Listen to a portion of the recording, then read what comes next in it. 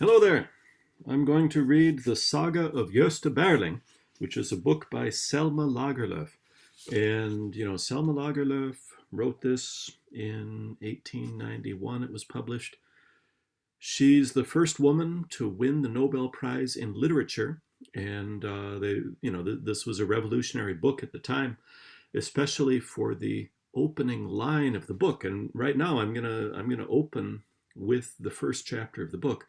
Now, of course, if you're my mother, then you know that I've already read chapters 1 through 5 while I was there in person in Minnesota. And so then I started recording chapter 6 and forward. But some people have asked me, well, it'd be nice if you would read those first chapters too. So I'm going to start doing that, starting with chapter 1. This is like Star Wars, where they gave the fourth, fifth, and sixth episodes, and then they went back and did numbers 1, 2, and 3, right? So now we're going to go back and we're going to start with chapter 1. So this is the introduction, and I'll just read the first paragraph of the preface because I think it gives some insight in the book, because the book is really some wonderful storytelling about Värmland and the characters that you had in the 1800s in this region of Skåne. All right, so Selma Ottilia Lovisa Lagerlöf was born November 20th, 1858. And our ancestors were born 1850 and 1851. So it's not that different from when our ancestors Per and Christina Johansson were born, also in the district of Värmland. But she was born November 20th, 1858, at Mårbacka, her parents' small estate in the Swedish province of Värmland. This is, on the border between Sweden and Norway, and it's kind of far away from Oslo and Stockholm and Gothenburg and so on. It's just like up in the middle there, in the forest. She was the third child of Erik Gustav Lagerlöf, a sometime lieutenant in the Royal Värmland Regiment.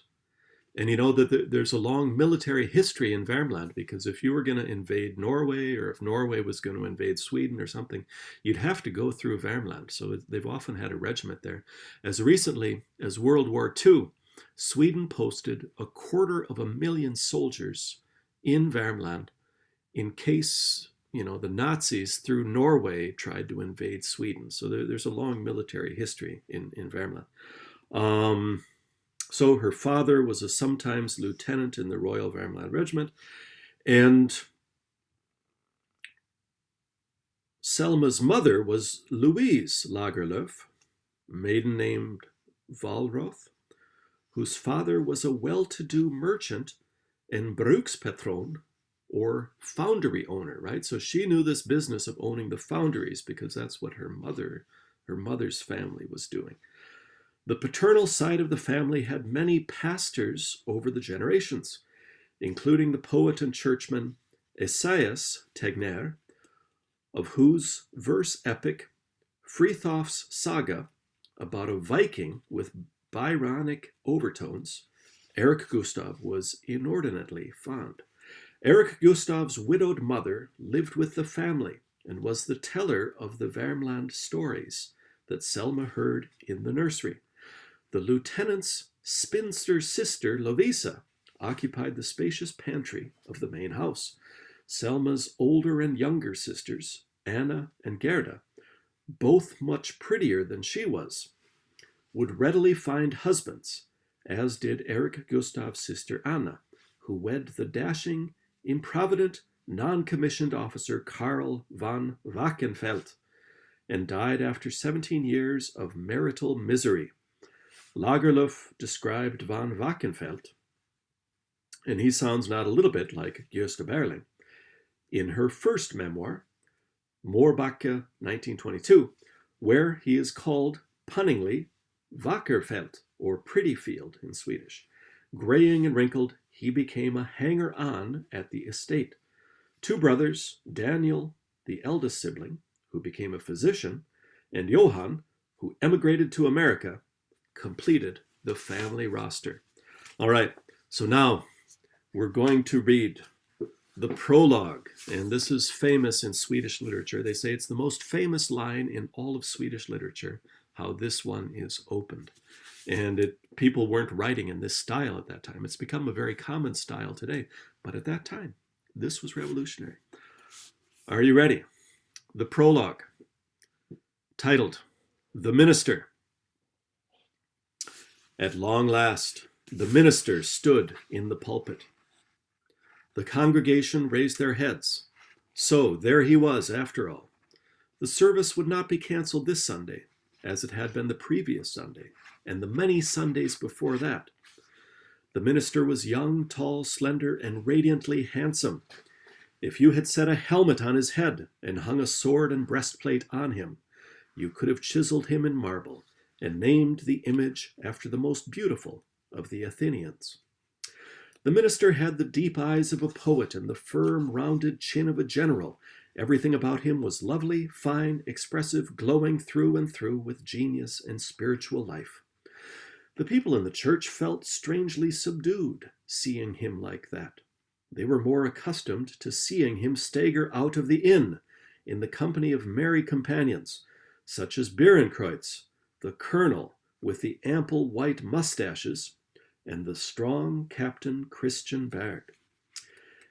He had been drinking so excessively that he had not been able to perform his duties for several weeks, and the congregation had been compelled to complain about him, first to his dean, and then to the bishop and the consistory. Now the bishop had come to the parish to conduct an inquiry.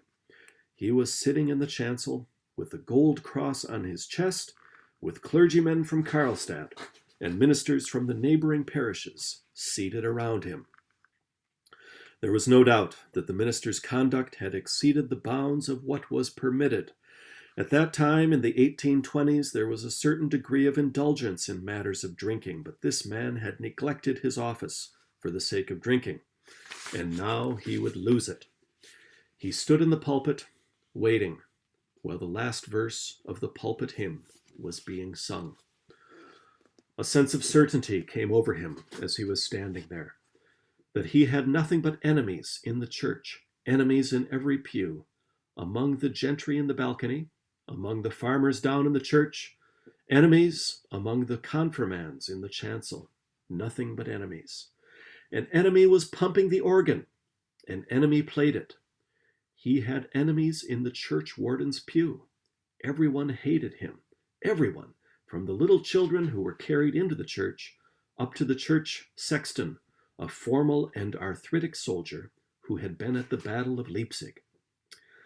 The minister would have liked to fall down on his knees and beg them for mercy. But the very next moment, a dull anger came over him. He remembered well what he had been like a year ago when he ascended this pulpit for the first time. He was an irreproachable man at that time, and now he was standing there looking down at the man with the gold cross around his neck who had come there to judge him. Well, he read the introduction. Wave after wave of blood rushed up to his face. This was anger. Yes, it was true that he'd been drunk, but who had the right to accuse him on that account? Had anyone seen the parsonage where he had to live? The spruce forest was dark and gloomy, and grew right up to the windows. Water dripped down through the black ceiling, along the damp, moldy walls. Wasn't liquor a necessity to keep your courage up when rain or drifting snow swept in through the cracked window panes? When the poorly tended earth wouldn't yield bread enough to keep hunger at bay? His next thought was that he was precisely the kind of minister that they deserved. They drank, all of them. Why should he alone restrain himself? The man who buried his wife got drunk at the funeral reception. The father who had christened his child had a drinking bout afterward. The churchgoers drank on the way home from church. Most of them were drunk by the time they arrived home. It served them right to have a drunken minister. It was while making his official rounds, when dressed in his thin vestments, he'd driven for miles across frozen lakes, where all the cold winds seemed to meet. It was as he was tossed around on those same lakes in a boat in storm and pouring rain. It was when he had to get out of the sleigh in a blizzard and clear a path for the horse through drifts as high as a horse, or as he waded through the forest marsh. It was then that he learned to love liquor. The days of that year had plodded along in heavy gloom. Farmers and gentry kept all their thoughts fixed on matters of the soil, but in the evening their spirits cast off their chains, liberated by liquor. Inspiration came, hearts were warmed, life became radiant, song resounded, there was a scent of roses. Then the serving room at the inn had become a Mediterranean flower garden to him. Grapes and olives hung down above his head. Marble pillars glistened in the dark foliage. Wise men and poets strolled under the palms and plantains. No, he, the minister up there in the pulpit, knew that without liquor life couldn't go on in this part of the country. All of the listeners knew that. Yet now they wanted to condemn him. They wanted to tear the minister's gown off of him because he had entered the house of their God drunk. Oh, all of these people, did they themselves have, could they believe that they had any other God than liquor?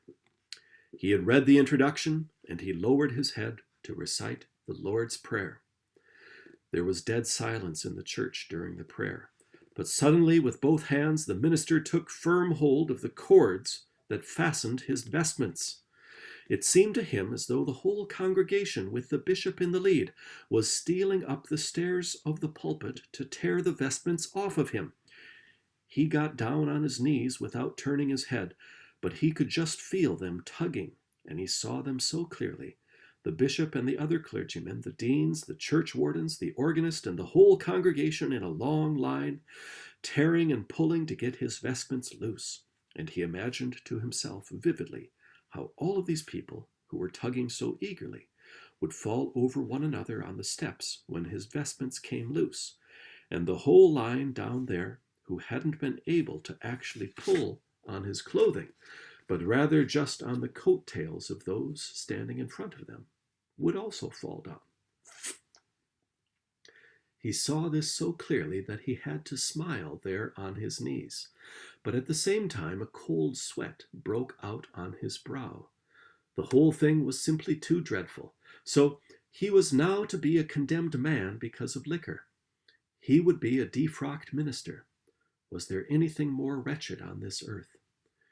He would become one of the beggars on the road, lying intoxicated by the edge of the ditch, go dressed in rags, and associate with vagabonds. The prayer was over. He should start reading his sermon. Then a thought occurred to him and halted the words on his lips. He realized that this was the last time he would get to stand up there in the pulpit and proclaim the glory of God. For the last time. This touched the minister. He forgot all about liquor and the bishop. He thought that he must use this opportunity to bear witness to the glory of God. For the last time. He imagined that the church floor, with all the listeners, sank deep, deep down, and that the roof was lifted off of the church, so that he was looking into heaven itself. He stood alone, completely alone in his pulpit. His spirit took flight toward the open skies above him. His voice became strong and powerful, and he proclaimed the glory of God. He was a man of inspiration. He abandoned what he'd written. Thoughts came down upon him like a flock of tame doves. He felt as though it wasn't he who was speaking, but he also realized that this was the greatest thing on earth, and that no one could reach higher in radiance and majesty than he, who was standing there proclaiming the glory of God. As long as inspiration's tongue of flame burned over him, he spoke, but when it died out and the roof lowered back down onto the church again, and the floor came up again from the far, far below, then he bowed his head and wept at the thought that life had given him his best hour, and now it was over. After the service came the inquiry and congregational meeting. The bishop asked if the congregation had any complaints against their minister. The minister was no longer angry and defiant like before the sermon. Now he felt ashamed and lowered his head. Oh, all those miserable drinking stories that would now be told. But there were none. It was completely silent around the large table in the parish hall. The minister looked up, first at the organist. No, he was silent. Then at the church wardens. Then at the wealthy farmers and the owners of the ironworks. They all kept silent. They kept their lips pressed tightly together and looked with some embarrassment down at the table. They're waiting for someone to go first, thought the minister. One of the church wardens cleared his throat. I think that we have an exceptional minister, he said. Reverend, you've heard for yourself how he preaches, the organist put in. The bishop said something about the numerous cancellations of services. The minister has the right to be sick, just like anybody else, the farmers declared. The bishop alluded to their dissatisfaction with the minister's way of living. They defended him with a single voice. He was so young, their minister. There was nothing wrong with him. No, if he would always just preach the way that he had today, they wouldn't exchange him for the bishop himself. There were no accusers, nor could there be a judge. The minister felt how his heart expanded and how easily the blood was flowing through his veins. Know that he no longer walked among his enemies, that he had won them over, when he thought it least likely that he would be allowed to continue to be a minister. That's an amazing paragraph. The minister felt how his heart expanded and how easily the blood was flowing through his veins.